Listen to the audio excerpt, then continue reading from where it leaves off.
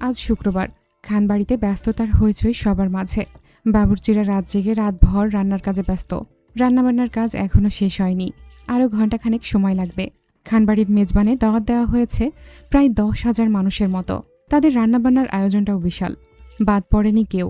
গ্রামবাসী, নিহাল খানের রাজনৈতিক দলের মানুষ, খান পরিবারে কর্মরত কোম্পানি কিংবা গার্মেন্টসের কর্মীরা সবাই আমন্ত্রিত রিদ খানের বিয়ের মেজবানে। এত মানুষ খাওয়াতে 2টো হল বুকিং করা হয়েছে। খান পরিবারের আত্মীয়স্বজন কিংবা পরিচিত মানুষজন খানবাড়িতেই খাবে। বাকি কোম্পানির কর্মচারী কিংবা রাজনৈতিক দলের মানুষগুলোকে ভাগাভাগি করে খানবাড়ির বাইরের হলে খাওয়ানোর ব্যবস্থা করা হয়েছে। এই আয়োজনে নিহাল খানের সঙ্গে আসিফও রাতভর জেগে তদারকি করছে। রান্নাবান্নার কাজ প্রায় শেষের দিকে। 10টা থেকে মানুষজন আসতে শুরু করবে। এর মাঝে বাড়ির ছেলেদের ভাগাভাগি করে 3 জায়গায় উপস্থিত থাকতে হবে। আয়োজন বিশাল, দায়িত্বও বিশাল। বাড়ির ছেলেরা শেষ রাতের দিকে 2-3 ঘন্টা ঘুমিয়ে সকাল সকাল গোসল করে রেডি হয়ে নিচ্ছে। সময় তখন সকাল 8:30। খানবাড়ির মেহমানদের সকালে নাস্তা দেওয়া হয়েছে। ফাঁকে ফাঁকে বাড়ির মেয়েরাও গোসল দিয়ে রেডি হয়ে নিচ্ছে। অথচ রিদ তখনও ঘরে। মালা 2বার এসে ডেকে গেছে। মায়া আয়নার সামনে কালো জামদানি শাড়ি পরে বসে আছে। একটু পর মেয়েরা আসবে মায়াকে রেডি করতে। অসময়ে মায়া চুল ভেজানোতে বিপদে পড়েছে। লম্বা ঘন চুল ভেজালে সহজে শুকাতে চায় না। মায়ের হৃদের ভয়ে হেয়ার ড্রায়ার নিয়ে চুল শুকাতে পারছে না। মেশিনের ভসভস শব্দে হৃদ বিরক্ত হয়। অতিরিক্ত শব্দে সে রেগে যায়। তাই মায়া লম্বা চুলগুলো পিঠে ছেড়ে আয়নার সামনে বসে আছে। রাতে খুলে রাখা গোল্ডের গহনাগুলো পরছে। হৃদ ওয়াশরুম থেকে ফ্রেশ হয়ে বের হয়। রাতে সন্ধ্যায় একবার আর শেষ রাতে এদিকে একবার।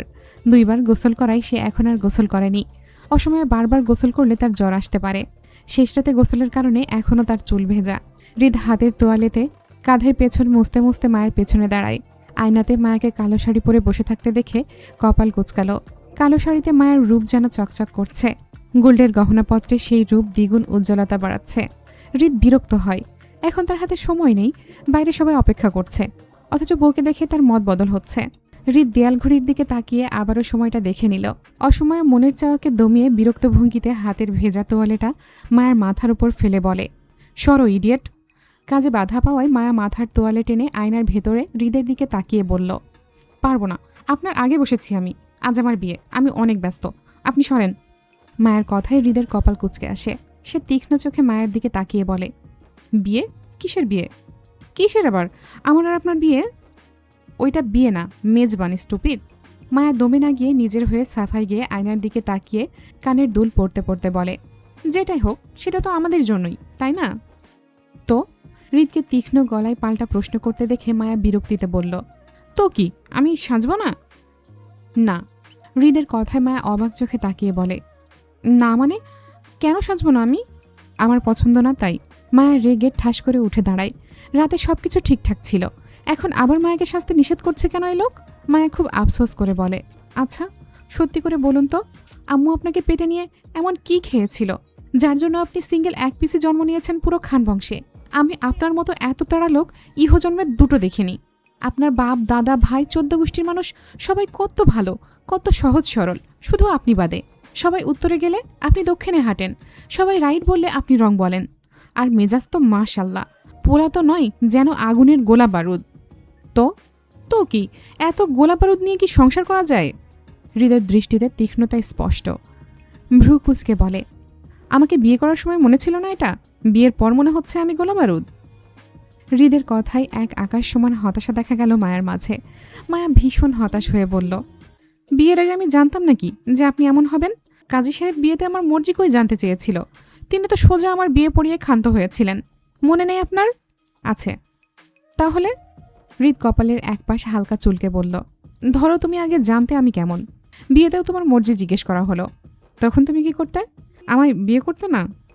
হৃদের কথাটা শেষ করতে দেরি। মায়ের উত্তর আসতে দেরি হলো না। মায়া 1 সেকেন্ডও সময় নিল না। হৃদের মুখের ওপর ঠাস করে বিয়ের জন্য না করে বলে উঠল, না, বিয়ে করতাম না। কেন?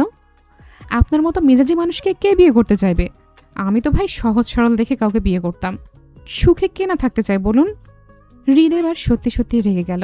তার বউ তার সাথে সুখী নয়, এটা সে এতদিনে শুনছে।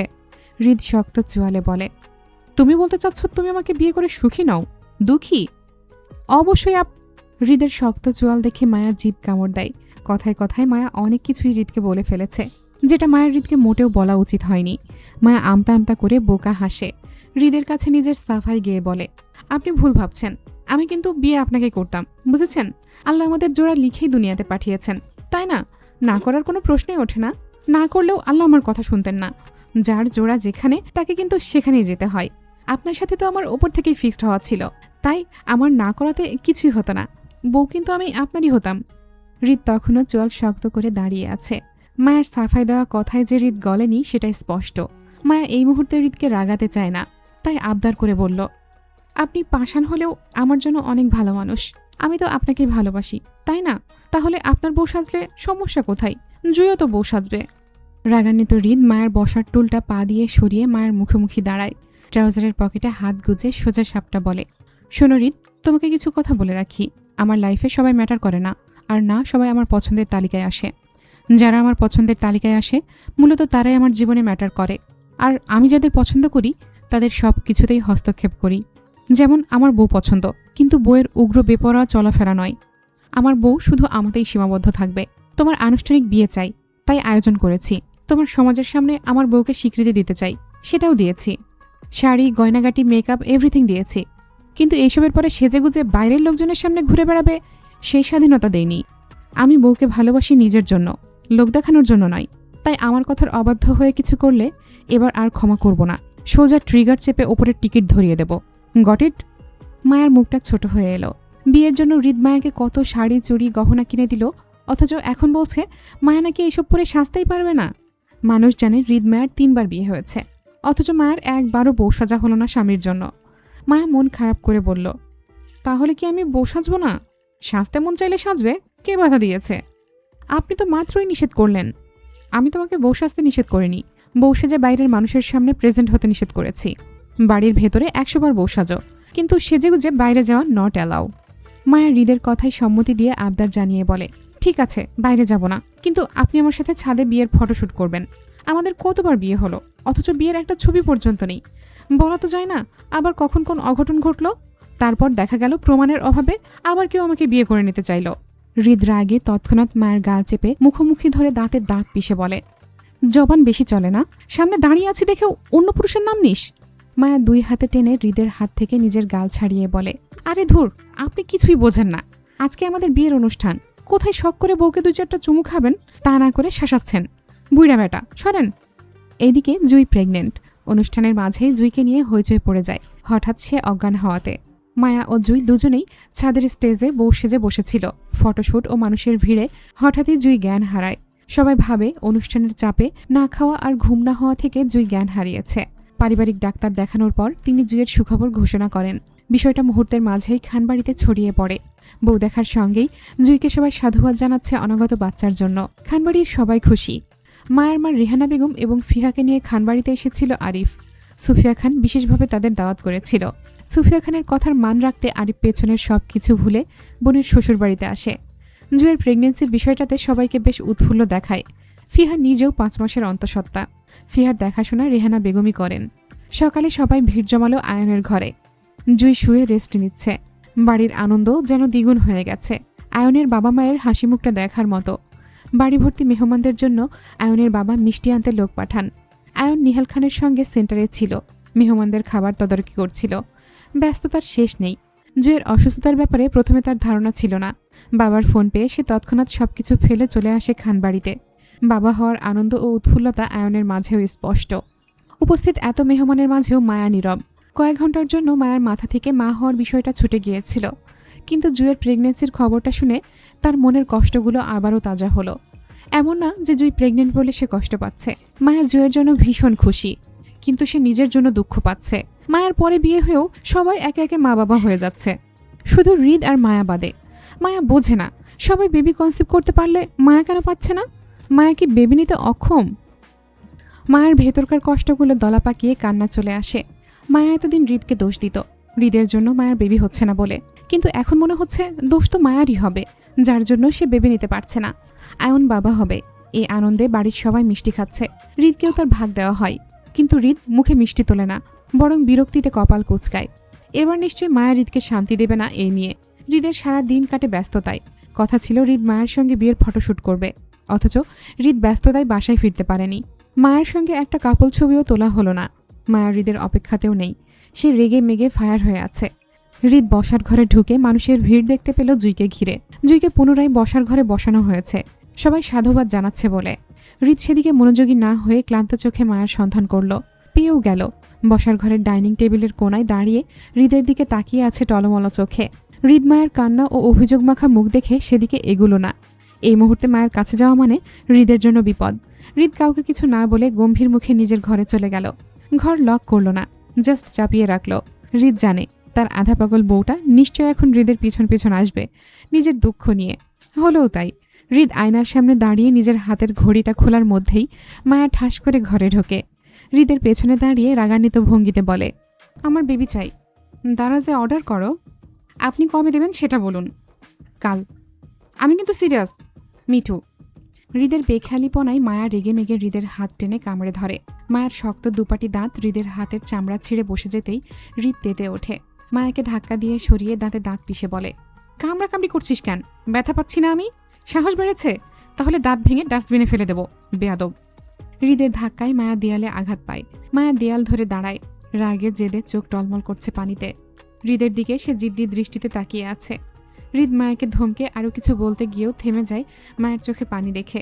বউটা তার খুব শখের নারী, কিন্তু এই নারী হৃদকে বাদে সবাইকে গুরুত্ব দেয়। এই যে বেবি চাই বলে হৃদকে বিরক্ত করছে। এই নারীর বেবি হলে তখন হৃদের গুরুত্ব আরও কমে যাবে তার কাছে। এখন সন্তান নেই, কোনো ঝামেলা নেই, অথচ এখনই হৃদকে বুঝতে চায় না। সন্তান হলে তো আরও বুঝবে না। এমন না যে হৃদের বেবি চায় না, হৃদের বেবি চাই, তবে সেটা সঠিক সময়ে, আরও 4-5 বছর যাক তারপর।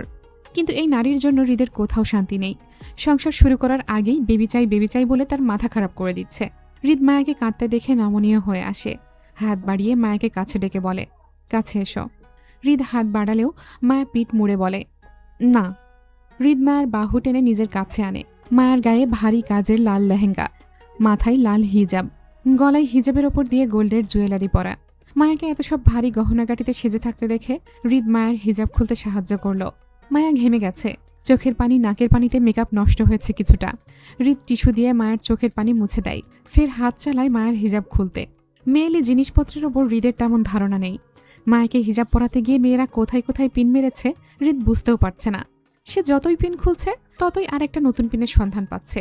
হৃদ রাগে অধৈর্য হয়ে মায়ের মাথার হিজাব টেনে খুলতে চেয়ে বলল, বাল, কি পড়েছি সেই সব? খোলাখুলি শেষ হচ্ছে না, খোলে সব। হৃদ অধৈর্য হয়ে মায়ার হিজাব ও ওড়না ধরে টানে। পিন লেগে মায়ার হিজাব ও ওড়না ছিঁড়ে যাচ্ছে। মায়াও ব্যথা পাচ্ছে। মায়া হৃদকে সরিয়ে নিজের পিনগুলো নিজেই খুঁজে খুঁজে বের করল। হিজাব ও ওড়না খুলে টুলের ওপর রাখল। হৃদ ড্রেসিং টেবিলের ওপর টিস্যু বক্স থেকে ফের টিস্যু নিয়ে যত্ন সহকারে মায়ের মুখ গলার ঘাম পরিষ্কার করতে করতে বলল, শোনো হৃদ, বাড়াবাড়ি কোনো কিছুই আমার পছন্দ না। তোমাকে স্পষ্ট জানাচ্ছি, আমার এখন বেবি চাই না। এরপর এসব নিয়ে আর কোনো কথা হবে না। ক্লিয়ার? না, ক্লিয়ার না। আপনি বেবি না চাইলে আমাকে বিয়ে করেছেন কেন? সংসার করতে। আপনার সংসারের মধ্যে কি বেবি আসে না? না। তাহলে কি আসে? বউ। আমি কি আপনার বাইরে গিয়ে কিছু চাচ্ছি? আমি তো আপনারই সন্তান চাচ্ছি। একটা বেবি নিলে সমস্যা কোথায়? হৃদ মায়ের সাথে তর্কে জড়াতে চাইল না। সে মায়াকে সম্মতি দিয়ে বলে, ঠিক আছে, আগে পড়াশোনাটা শেষ করো, তারপর দেখা যাবে। মায়া অধৈর্যের ন্যায় বলে, ইন্টারের পর? না, অনার্সের পর। আমার অনার্স পাস করতে আরও 5-6 বছর লাগবে। এত বছর বেবির অপেক্ষা করার পর যদি বেবি না হয় তখন? হৃদ বিষয়টা পাত্তা না দিয়ে দায়সারা জবাবে বলল, না হলে নাই, আমি কি বউ ছেড়ে দেব নাকি? আপনি বুঝতে পারছেন না। মায়াকে বারবার একই কথা পেঁচাতে দেখে হৃদ মেজাজ হারায়। মায়াকে আর বলতে না দিয়ে ধাক্কা দিয়ে নিজের থেকে সরিয়ে তেতে উঠে বলে, একই কথা কয়বার বলবো আমি? বলছি না আমার বেবি চাই না। এরপর এত কাহিনী কিসের? তুই আমার উপর ফোকাস কর। তোর লাইফে আমি ছাড়া বাকি সব অপশনাল, বুঝেছিস? আপনি শাট আপ। মায়া ঝরঝর করে 2 চোখের পানি ছাড়ে। হৃদ মায়ার কান্না উপেক্ষা করে ওয়াশরুমে চলে যায়। সে সব করতে রাজি, কিন্তু এই মুহূর্তে তার বেবি চায় না। বউ কাঁদছে কাঁদুক, একটু পর এমনিই ঠিক হয়ে যাবে। হৃদ ছেলে মানুষ নয়, সবাই বাবা হচ্ছে বলে তাকেও বাবা হতে হবে এমন কোনো বিধান নেই। হৃদ তার নিজের নিয়মে চলে, কাউকে অনুসরণ করে নয়। আসিফের ক্লান্ত ও ঘুমহীন মুখশ্রী টিয়া লক্ষ্য করেছে। সারাদিন আসিফকে টিয়া খানবাড়িতে দেখতে পায়নি। সেই সকালে হৃদের সঙ্গে বেরিয়ে যাওয়ার সময় একটুখানি দেখেছিল, তারপর আর দেখা হয়নি। হৃদ না ডাকলে আসিফ খানবাড়ির ভেতরে খুব একটা আসে না। সে খানবাড়িতে আসলে বাড়ির সামনে কোয়ার্টারে থাকে। সেখানে আসিফের জন্য আলাদা রুমের ব্যবস্থা করা আছে। খাওয়া দাওয়া সে খানবাড়ির ভেতরেই করে, আবার মাঝে মধ্যে কোয়ার্টারে বসেও সেরে ফেলে। আসিফকে রেস্ট নিতে সুফিয়া খান বলেছেন। সারা দিন ধরে ধকল গেছে, শরীর ছেড়ে দিচ্ছে ক্লান্তিতে। আসিফ খানবাড়ির ড্রয়িং রুম ছেড়ে বেরিয়ে যাওয়ার সময় পথ আটকায় টিয়া। আসিফকে পেছন থেকে ডেকে বলে, এই যে শুনছেন, চলে যাচ্ছেন বুঝি? টিয়ার ডাকে আসিফ পেছনে ফিরে তাকায়। টিয়াকে দেখা গেল একটা মেরুন রঙের থ্রি পিস পরে দাঁড়িয়ে থাকতে। মেরুন রংটা টিয়ার ফর্সা গায়ে বেশ মানিয়েছে। যদিও ব্যাপারটা আসিফ তেমন লক্ষ্য করেনি, তবে সে ভদ্রতা বজায় রেখে বলে, জি কিছু বলবেন? জি, আমি বললে আপনি রাখবেন? কথা তো হলো শোনার, রাখার প্রসঙ্গ কেন আসছে মিস? আমার কথা শুনলে রাখতে হয়, আপনি শুনতে চাইলে অবশ্যই তা রাখতে হবে। তাহলে থাক, আপাতত প্রয়োজন নেই, আমি গেলাম। আসিফ ক্লান্তিতে চলে যেতে নাই। টিয়া ফের পেছন থেকে ডেকে বলে, আপনি আমাকে ইগনোর করছেন? না। তাহলে চলে যাচ্ছেন কেন? আমি ক্লান্ত, তাই একটু বিশ্রাম নিতে যাচ্ছি। টিয়া আসিফের মুখের দিকে তাকিয়ে খানিকটা চুপ থেকে রয়ে শয়ে বলল, আমি কাল চলে যাব। যাওয়ার আগে আপনাকে আমার ব্যাপারটা জানিয়ে গেলাম। এরপর কি হবে সেটা আপনি ঠিক করবেন। আপনি চাইলে পরবর্তীতে আমাদের দেখা হবে, আপনি না চাইলে দেখা হবে না। আমি ঢাকায় ফিরে আপনার সঙ্গে যোগাযোগ করব না, তবে আপনার অপেক্ষায় থাকব। আশা করছি আপনি আমাকে বেশি অপেক্ষা করাবেন না। আপনি আমার অপেক্ষায় কেন থাকবেন মিস? আমি আপনার চাওয়া রাখতে পারবো না। ওকে। টিয়া শান্ত স্বরে শান্ত দৃষ্টিতে উত্তরটা আসিফকে দিয়ে বাড়ির ভেতরে চলে যায়। পেছনে ফিরে আর তাকায় না আসিফের দিকে। আসিফ বুঝতে পারে না সে কি তার কথাটা দ্বারা টিয়াকে কষ্ট দিল। মেয়েটি কেমন শান্ত ছিল তার কথার প্রতি উত্তরে। আসিফ বেশ কিছুক্ষণ টিয়ার চলে যাওয়ার দিকে তাকিয়ে থেকে কোয়ার্টারে চলে গেল। আসিফের আর কোনো নারীর প্রতি মন টানে না। এমন না যে সে এখনও রাফাকে মনে রেখে বসে আছে। রাফাকে সে ভুলে মুভ অন করেছে, কিন্তু তার মনের শূন্যস্থানটাতে বসানোর মতো ফিলিংস কারো প্রতি আসে না। মূলত আসিফের এই উদাসীনতা থেকেই আজ টিয়াকে সে ফিরিয়ে দিল।